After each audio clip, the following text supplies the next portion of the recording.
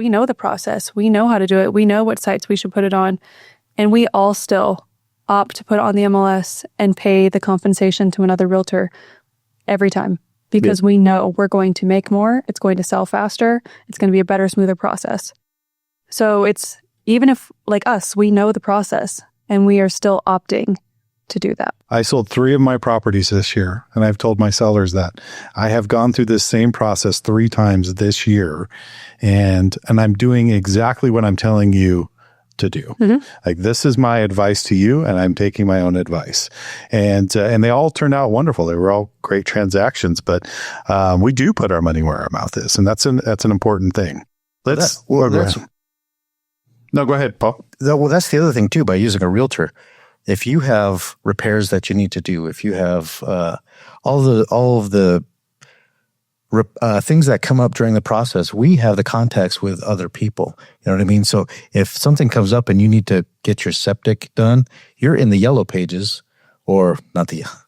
I'm sorry. Yeah, now you're dating yourself. Yeah. Now you're there with me and Shannon. This time, Shannon. Yeah. That's right. I did it to myself too. I don't even know what yellow pages are. Yeah. No, but I mean, you're going to the Google to figure out who to call, where we have, vetted people that we've used over the years that we can give you the numbers. And we'll probably get you in faster, and it'll probably be more affordable. Yeah, exactly. I had a client who had called someone without asking me for recommendations, and they said they couldn't get them in for 3 months. And I said, let me just call it real quick. They got them in the next week, and they gave a discount. Like, it was the same company, but they make it work because we do refer them and we do have good connections with people, and it really makes a difference. Yeah. Yep. I would agree. Point. And I think there was a gentleman who posted this, and he was a plumber. Actually, he's a plumber that we work with fairly often. And he said, look, I may show up to your job site and do something that takes me 20 minutes, and you're going to get a bill. And it's going to be a premium bill, but you're not paying me for the 20 minutes of service. You're paying me for the last 20 years that I've learned, and I've seen this thing 1,000 times, and I know exactly how to take care of it, do it right, and do it quickly, and get out of your hair. And guarantee the work. And guarantee the work. And I was like, you know what? That makes a lot of sense. And he shows up and he does his job and he does it well, and he doesn't overcharge. He charges a fair amount, but it's a nice premium because you are paying for, the work that has been put into it, all the knowledge that has been put into it for all those years before he shows up at your door and fixes the main that's leaking. So, switching gears real quick, the biggest bumps. So apparently there's been some surveys done for sale by owners, and there's a list of the top 5 biggest issues. Single issues. If you came prepared, you should have done this. Like, what's that family? No, what's the game? Is it Family Feud?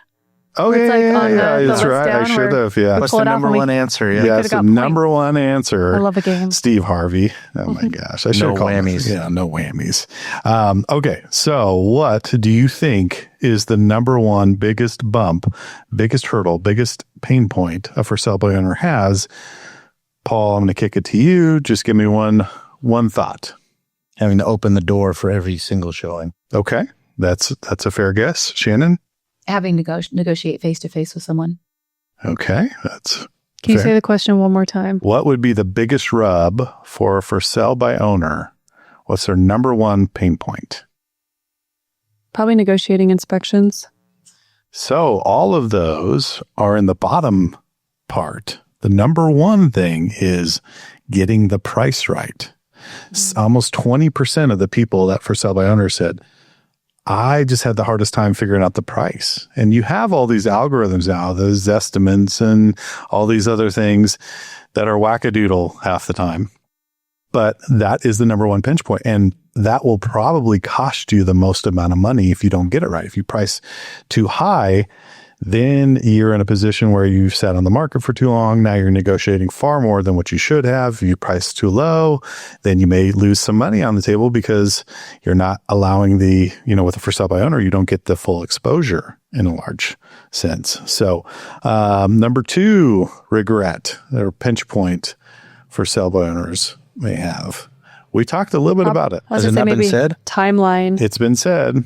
Timeline? Like time for how long it takes to sell. Ding, ding, ding. Time on the market was the number 2 issue for sell by owners, thinking it was, yes,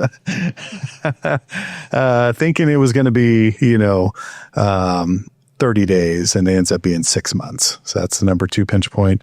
Number 3 is the paperwork, the contracts. Mm-hmm. They listed that as the number 3 pinch point. Number 4 pinch point, I think, was what you had said, Shannon, which is the dedicated time, the time to open the door and all of that. And then the 5th thing, which was pretty surprising, we haven't talked about this, maybe a little bit. It has to do with the buyer. What do you think that is? Probably not getting the issues after the purchase. That's a good guess, Paul? Buyers difficult to work with. You almost said it. No, you almost said it. Shannon, what would be a pinch point for sell by owner with a buyer? I don't know if it's something we haven't said yet. I bet it's the loan approval. They didn't get it. It's the financing. Yeah. So maybe like attracts like. So maybe someone that is buying it isn't working with a realtor, because it was kind of surprising to me that was on the list, that their pinch point was helping the buyer get their financing. Makes sense. So now you have a buyer on the hook. You guys are negotiated whatever terms that you want to negotiate. And then the buyer's like, well, how do I get this done? And so they're not pre-approved. They're not pre-approved. And so. Well, and it's funny that you say that, because also I think that people walk in, they don't understand. I list my house, just for round numbers, for $100,000 for sale by owner. And Paul walks in and says, you know what? Yeah. Would you take 95? And I say, yeah, I'll take 95. And now we think we have an agreement. There are a million other things to negotiate in there. There are fees, who's paying for what along the way. There are what comes up along the way, who's paying for those things. I think people don't think about that. They think I can just negotiate the price. Mm-hmm. There are a million negotiations throughout a transaction that they don't even think about or realize. Yep. Closing costs, the post-occupancy, pre-occupancy, timeframes for doing inspections, financing, earnest money. If you can do inspections, earnest, all the things that we have in our contracts that we take for granted are not in a for sale by owner deal. Yep.